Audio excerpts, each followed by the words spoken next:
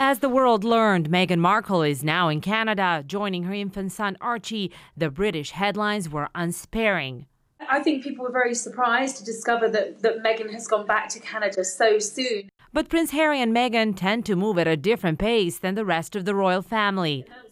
Author Katie Nichols says she was told there were telephone calls between Prince Harry and his family during his and Meghan's Canadian Christmas break. Harry was making it very clear in those conversations that he wanted to put a strategy in place to make an announcement that they would be moving to Canada. But the palace stressed that these were, talks that were at a very early stage, but not as far as the Sussexes were concerned.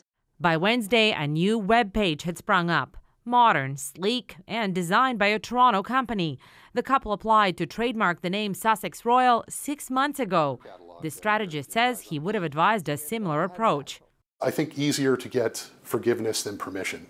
So in this case, it was a bit of a scorched earth, bold approach.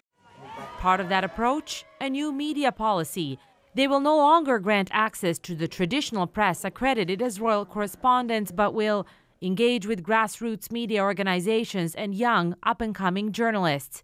That makes a lot of sense, because why speak to the 7 publications that you might not like the way you've been covered for the last 20 or 30 years or your whole life? When there's up-and-coming publications, and those publications are going to reach the young people, which is really where they want to be.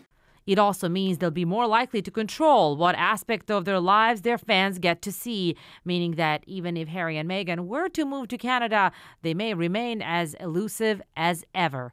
Deanna Sumanak-Johnson, CBC News, Toronto.